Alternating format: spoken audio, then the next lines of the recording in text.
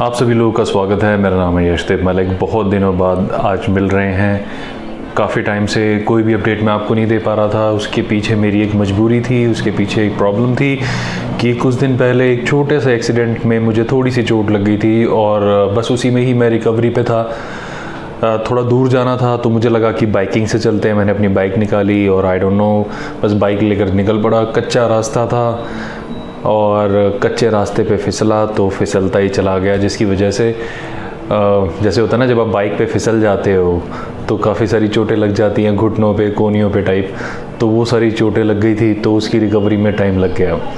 तो in between मैंने notice किया, मैं आ नहीं पा रहा था, अपडेट नहीं दे पा रहा था आपको। इतनी सारी एक्टिविटीज़ हो रही हैं वीज़ा ट्रेड में, इतना कुछ हो रहा है ट्रैवलिंग वर्ल्ड में, किसी की भी अपडेट मैं आप तक नहीं लेकर आ पा रहा था। तो अब वो सारे अपडेट्स मैं आप तक लेकर आऊँगा। तो सबसे कॉमन फैक्टर जो मैं नोटिस कर रहा था इतने टाइम से वो ये था कि आप लोग शेंगन वीज़ा को लेके बहुत कंसर्न है। काफ़ी सारे क्लाइंट्स तो कई महीनों से वेट कर रहे हैं कि वो ओपन होए। उन्होंने शेंगन एरिया में जाना होगा, अपने रिलेटिव से मिल रहे, फैमिली से मिलने, या फिर इमिग्रेट करना होगा, या बिज़नेस के लिए जाना है, किसी भी रीज़न के लिए जाना है। तो बहुत सारे क्वेश्चंस एंड कंसर्न्स हैं शेंगन वीज़ा को लेके। फ्रांस में कुछ इंसिडेंट्स हुए थे, आपने देखा होगा, कुछ वायलेंट इंसिडेंट्स हुए थे फ्रांस में। उसकी वजह से फ्रांस में थोड़ा सा पॉलिटिकल सिनेरियो इस वक्त ओपनिंग को लेके फेवरेबल नहीं है। ट्रैवल ट्रेड की ओपनिंग को लेके बहुत फेवर में नहीं है अगर हम फ्रांस की बात करें। और ऊपर से वहाँ पे कोरोना के केसेस में एक सडन जंप और देखने को मिली है पिछले कुछ दिनों में, जिसकी वजह से वहाँ पे काफ़ी सारे देशों ने जो रिलैक्सेशन कर दी थी वीज़ा पॉलिसीज़ में, वो थोड़े टाइम के लिए फिर से विड्रॉ कर ली है। अब जो लेटेस्ट अपडेट्स हमें सुनने को मिल रही हैं जो डिफरेंट सोर्सेज से, जो हमारे एम्बेसीज VFS वगैरह में जो हैं, वो ये बताते हैं कि दिवाली तक तो अपडेट आना बड़ा मुश्किल है। काफ़ी डेवलपमेंट्स हैं, क्योंकि देखिए जब तक इंडियन गवर्नमेंट फ़्लाइट्स के ऊपर पूरी तरीके से बैन को विड्रॉ नहीं करेगी तब तक वीज़ा ट्रेड पूरी तरीके से ओपन होना बड़ा मुश्किल है। हमें ये सुनने में आया कि दिवाली तक अपडेट्स आने थोड़े से मुश्किल हैं, लेकिन दिवाली के बाद कुछ देशों में रिलैक्सेशन आने की पूरी उम्मीद है। इसके अलावा रशिया में भी आने की पूरी उम्मीद है। ऐसा लगता है कि शेंगन के कुछ स्टेट्स के साथ रशिया भी कुछ ऐसी स्पेसिफिक अनाउंसमेंट्स कर सकता है।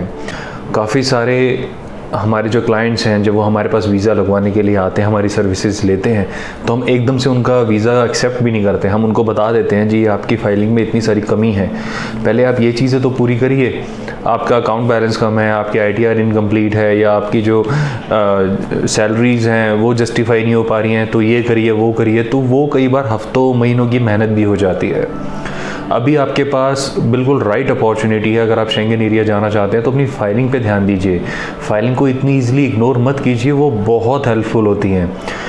आप हमें कांटेक्ट कर सकते हैं अगर आप फाइलिंग में हमारी हेल्प चाहते हैं तो इस दिए हुए नंबर पे, क्योंकि अगर आपकी फाइलिंग कंप्लीट होगी, आपकी प्रोफाइल अच्छी होगी, तो आपकी वीज़ा सक्सेस के रेट ऑटोमेटिकली बहुत अच्छे होंगे। अगर आपकी प्रोफाइल अच्छी नहीं है तो वीज़ा सक्सेस अकॉर्डिंगली कम भी हो सकता है। इसीलिए प्रोफाइल का डेवलप होना बहुत इम्पॉर्टेंट है।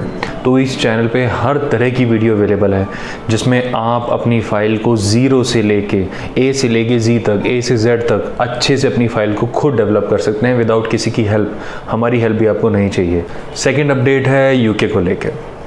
UK ने बहुत पहले ही अपनी वीज़ा सर्विसेज को ओपन कर दिया था, फिर भी हमने इसके ऊपर ऑलरेडी वीडियो बनाई थी कि UK की वीज़ा ओपन हो चुके हैं, बट स्टिल काफ़ी सारे क्वेश्चंस फिर भी आते रहते हैं कि कब से ओपन होगा। तो मैं आपको फिर बताना चाहता हूँ कि UK की वीज़ा सर्विसेज अभी भी ओपन हैं। बीच में अफवाहें उड़ती रहती हैं, वीज़ा लगाओ मत लगाओ। देखिए, अफवाहें का चलना चलता रहता है। ये अफवाहें आज से नहीं है, जब से वीज़ा ट्रेड है ना तब से ही हैं। ये हर साल होती हैं, हर महीने होती हैं, हर दिन होती हैं। हर देश के लिए कभी ना कभी कोई ना कोई अफवाह आती रहती है। तो अगर UK का वीज़ा आपने अप्लाई करना है तो आप अभी भी कर सकते हैं, उसकी कोई मनाही नहीं है।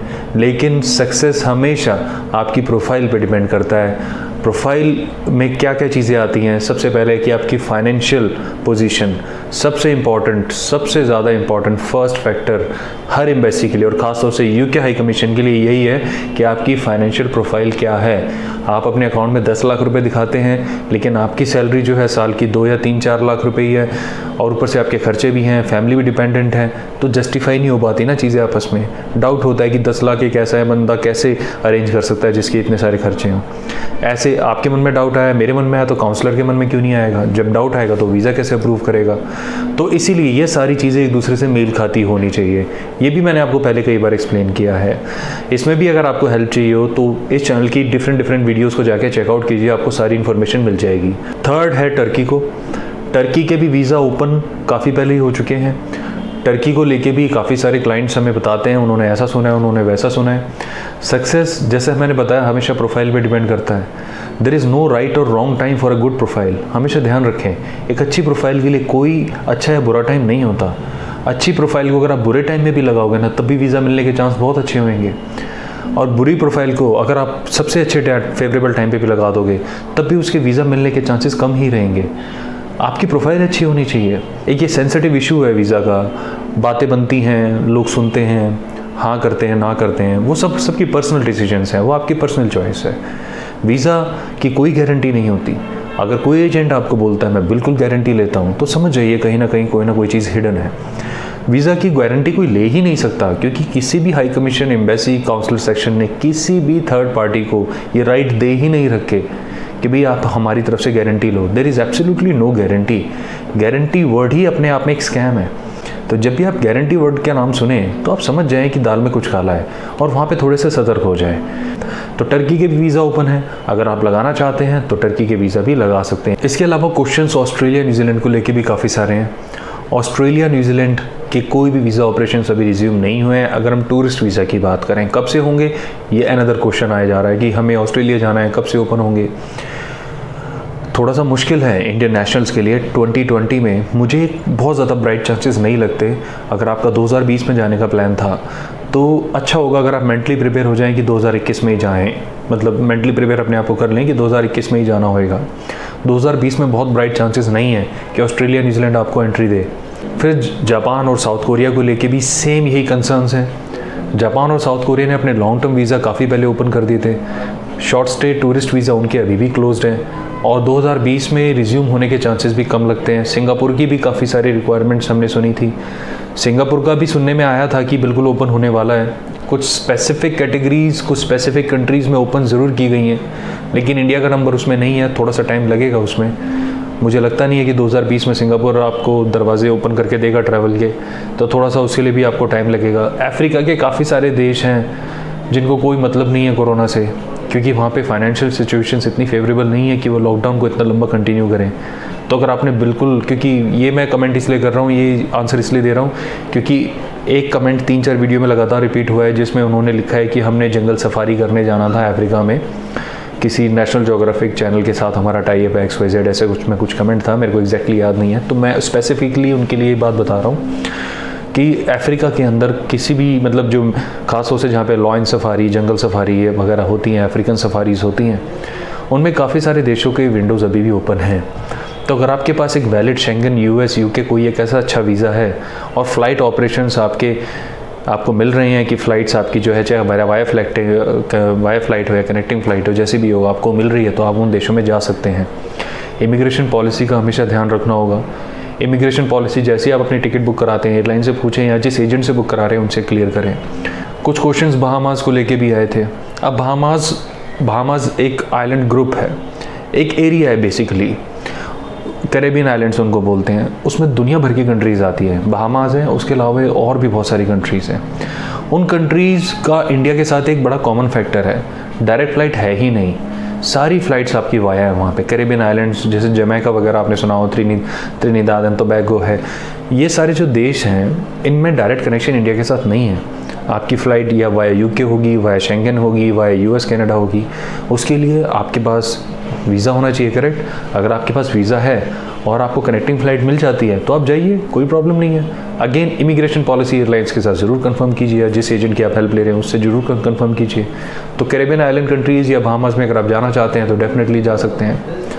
कुछ कमेंट्स थे जो हनीमून कपल्स के थे जो कह रहे हैं कि हमारा हनीमून प्लान जो है वो ख़राब हो रहा है, हमारा प्लान था इधर जाने का या उधर जाने का, हम नहीं जा पा रहे हैं। तो आई अंडरस्टैंड योर कंसर्न। तो मैं आपको 2 राय दे सकता हूँ इसमें कि आपके अगर उन कंट्रीज़ में जाने के प्लान थे जिनके भी वीज़ा ऑपरेशंस रिज्यूम हुए ही नहीं हैं तो अपना प्लान चेंज करिए, वेट मत कीजिए। प्लान चेंज करके जिनके ऑलरेडी वीज़ा ऑपरेशन चल रहे हैं वहाँ पर जाइए, जैसे यूके है, टर्की है, यूएई है। आप इन कंट्रीज़ में जाके अपना ट्रैवल कर सकते हैं। अफ्रीका की हम बात कर रहे थे, वहाँ पर जा सकते हैं। और दूसरी राय है कि आप विद इन इंडिया भी ट्रैवल कर सकते हैं। अंडमान आइलैंड्स हैं, केरला है, काफ़ी सारी चीज़ें देखने को हैं। सिक्किम वगैरह नॉर्थ ईस्ट है, बहुत अच्छा है। और आजकल कश्मीर में भी काफ़ी टूरिज़्म, उम्मीद है कि काफ़ी टूरिज़्म जो है वहाँ पे डेवलप होएगा, वहाँ पर भी आप जा सकते हैं। तो ये डिपेंड करता है आपकी इंडिविजुअल चॉइस पे कि आप कहाँ जाना चाहते हैं। तो ऐसी कंट्री का सिर्फ वेट करते रह जाना कि हमने तो वहीं पर ही जाना था, यूरोप जाना था और हमने पेरिस देखना था, एफिल टावर देखना था या फिर स्विट्ज़रलैंड जाना था, तो ऐसी कंडीशंस एज ऑफ नाउ ना रखें, अदरवाइज डिले ही होता चला जाएगा। इससे अच्छा तो है अपना हनीमून ना स्पॉइल करके जो मैंने पहले 2 ऑप्शन बताए उनमें से कुछ चूज़ कीजिए। और हमारा कॉन्टैक्ट डिटेल्स यहाँ पर है, सुबह 10 से लेकर शाम के 6 बजे तक आप हमें कॉन्टैक्ट कर सकते हैं। काफ़ी कंप्लेंट है कि हमारे नंबर मिलते नहीं हैं या फिर रिंग जाता तो कोई उठाता नहीं है, ऐसी कुछ कंप्लेंट्स आ जाती हैं। तो मैं बताना चाहता हूँ कि हमारा बहुत लिमिटेड स्टाफ है इस वक्त, हमारी फुल स्ट्रेंथ का हार्डली 20% है। हो सकता है अनफॉर्चुनेटली कि आपकी कोई कॉल मिस हो जाए, तो एक सिंपल सा है कि आप सिर्फ एक SMS कर दीजिए कॉल मी करके, इसी नंबर पे जो आपकी स्क्रीन पे है, सिर्फ SMS कर दीजिए, ASAP आपके पास कॉल बैक आ जाएगा। अगर आपको लगता है आपका फ़ोन नहीं मिला, नेटवर्क प्रॉब्लम है या कोई आंसर नहीं दे पाया, तो SMS कर दीजिए विद इन शॉर्टली, मतलब वर्किंग आवर्स 10 से 6 के बीच में अगर आप SMS करते हैं तो जल्दी कॉल बैक आपके पास आ जाएगा। अगर इसके बाद या इससे पहले आप कॉल बैक करते हैं तो वर्किंग आवर्स में आपके पास कॉल बैक आ जाएगा। कोई क्वेश्चन कंसर्न हो तो आप ईमेल भी कर सकते हैं info@sftc.in पे। तो ये थे सारे अपडेट्स, और भी बहुत सारे अपडेट्स लेके बहुत जल्द फिर से मिलेंगे। Bye bye.